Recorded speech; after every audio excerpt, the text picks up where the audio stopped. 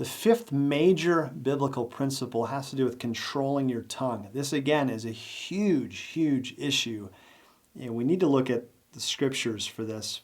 Ephesians chapter 4, verse 29 says, "Let no corrupting talk come out of your mouths, but only such as is good for building up as fits the occasion." I want to look at just some principles here for controlling the tongue. And the first one is you've got to bridle the tongue. There's a great story about a church history class where the teacher stated that Constantine, the first Roman or emperor of Rome to profess and then legalize Christianity, was not a true born-again Christian. Constantine, the teacher said, used Christianity for political advantage.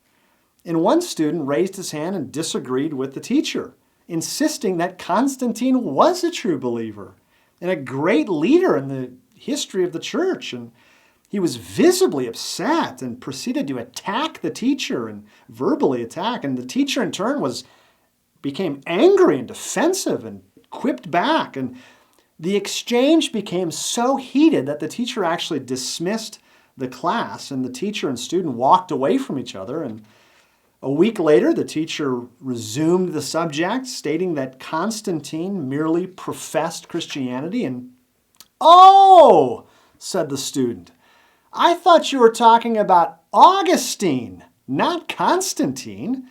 I thought you said Augustine was not a true believer." "No," the teacher said. "I was talking about Constantine, not Augustine."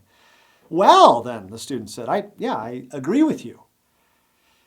Well, the whole conflict could have been avoided had they listened to each other respectfully and listened attentively. But neither one seemed to care about the impact of his words or the tone. No one was bridling the tongue. So true spiritual godliness, in contrast, is demonstrated by bringing the tongue under control. James 1:26. "If anyone thinks he's religious and does not bridle his tongue, but deceives his heart, this person's religion is worthless." So you can talk a great game, elder, but if you can't control your tongue, your religion is worthless. Second principle, be quick to hear. Be quick to hear. Again, in the words of James, we need to be quick to hear, slow to speak. James 1:19. Solomon, in his great wisdom, said in Proverbs 20, verse 5, "The purpose in a man's heart is like deep water, but a man of understanding will draw it out." So if you're going to be a wise person, a wise elder, then you're going to be quick to hear. You're going to draw people out with questions. You're not going to respond in anger or roll your tongue. You're going to be quick to hear. A wise person also considers the possibility that he may be wrong. Lo and behold, you may actually be wrong. No one of us thinks straight all the time. We are to be open to correction, open to learning, and our opponents may be our best teachers. So those who are wise seek to honestly understand the other person's arguments, their reasoning, their thinking, their thought process. Be quick to hear and ask questions. Again, it's amazing how many people don't ask questions, but try to get into the minds of the people you disagree with. Try to understand what they're saying. Ask them lots of questions. Be quick to hear. Proverbs 18:13 says, "If one gives an answer before he hears, it is his folly and shame." Be quick to hear. Third principle of the tongue, be slow to speak. Not only are we to be quick to hear, but we're to be slow to speak, slow to spout our opinions, slow to be the first to answer, slow to dominate a conversation, slow to pronounce judgment. And although we may love to hear ourselves talk, Solomon warns of that as well. Be careful about talking too much. Careful with your tongue. Proverbs 21, again, the Proverbs are so helpful here. Proverbs 21:23, "Whoever keeps his mouth and his tongue keeps himself out of trouble." Proverbs 17:27, "Whoever restrains his words has knowledge." Proverbs 13:3, "Whoever guards his mouth preserves his life. Proverbs 18:6, a fool's lips walk into a fight, and his mouth invites a beating. So wise people benefit from the control of their tongue. Fools, on the other hand, have no restraint with their tongue. They just say whatever comes to them. The fourth principle of controlling the tongue, choose the right words. Proverbs 15:1, a harsh word stirs up anger. So if you're in a meeting, elders meeting, and someone says something that really gets under your skin, we're not to respond with mean, nasty talk. We're not to respond to mean, nasty talk with more mean and nasty talk. We're to overturn evil with good words. When we're verbally attacked, we bless. When we're persecuted, we endure. When we're slandered, we respond with kindness and self-control. So choose the right words.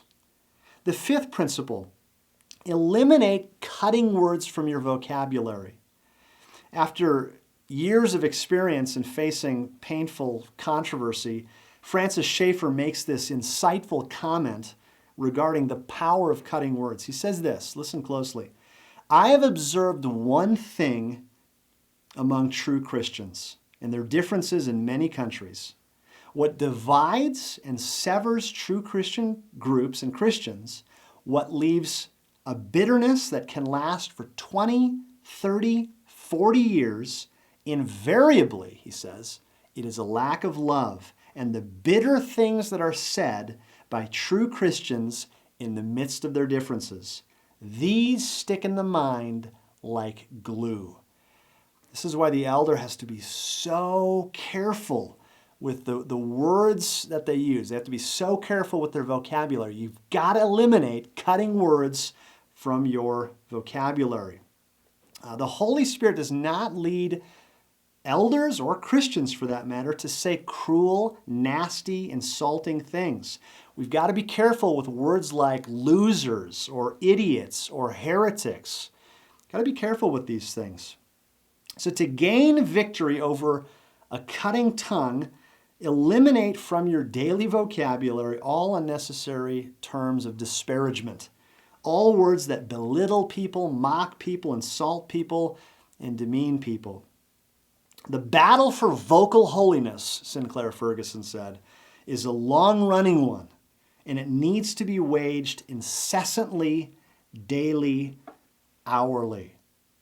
Now, the sixth principle, this is a very important one. It's similar to the last one. Don't use inflammatory speech. Don't exaggerate things or overstate things. Try to represent the other person accurately. If that person were sitting next to you, would they agree with how you're presenting their view? Or if you're speaking to that person, are you being accurate or are you exaggerating things?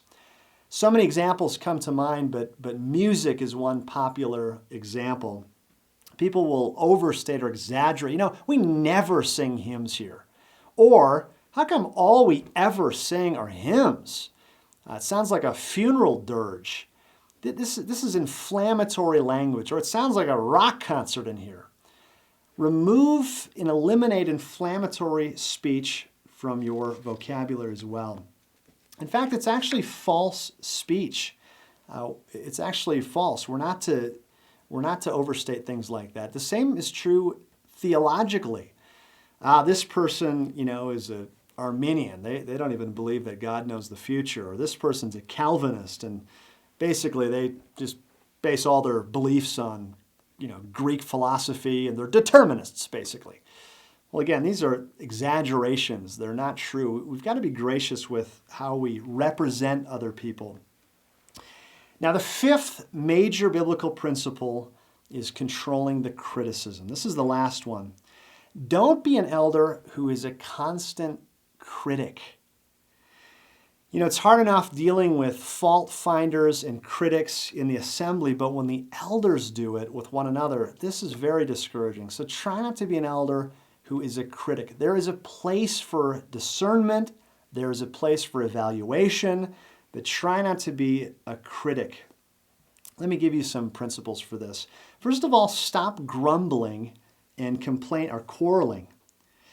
You think of the example of the World Trade Center in New York City. It took 6 long years to build, but it was destroyed in 90 minutes on September 11, 2001. And in a very similar way, a local church that's taken a lifetime to build can be devastated in just a few months by a firestorm of quarreling and complaining. Grumbling is not constructive, and as elders especially, we've got to be careful with this. As the elders go, so go the people. So if the elders are complaining about things, then sure enough, the people will complain about things. J.A. Motyer says it like this: "Nowhere does the self-centered heart of man more quickly take control than through the machinery of criticism." We've got to be careful with this. He goes on to say, grumbling is associated with selfish complaining, unbalanced criticism, small things, impatience towards what's not understood, grudging unwillingness to be helpful, and on and on. We've got to be careful about that. And we've got to learn how to rebuke and criticize constructively. Even though we're not to speak evil against one another or judge improperly, there are times when it's necessary and legitimate to admonish one another, to rebuke, to judge, to constructively criticize. But we've got to be careful how we do this. So let me just provide some guidelines, some practical application for effective criticism. Again, first of all, pray. James 1:5. If you lack wisdom, ask God, who gives generously to all without reproach, and it will be given to him. In the words of D.A. Carson, all of us would be wiser if we would resolve never to put people down except only on our prayer lists. So all criticism and rebuke needs to be soaked in prayer. If you need to go confront another elder, spend a lot of time in prayer about this.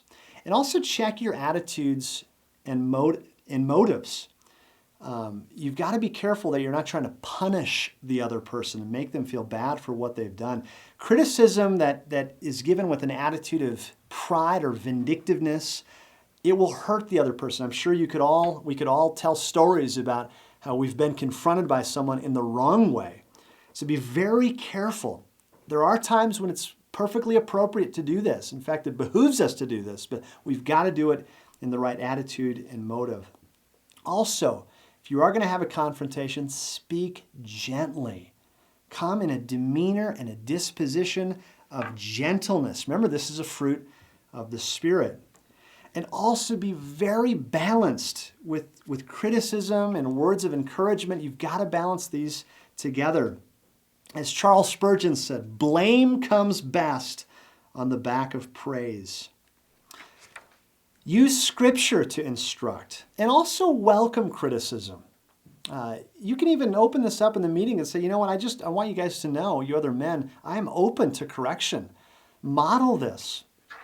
There's a number of more things we could say, but in terms of dealing with conflict with elders, I also want to give another suggestion. Sometimes when you're with one another in these elders meetings week after week, and that's your only context for dealing with one another, it can become very difficult.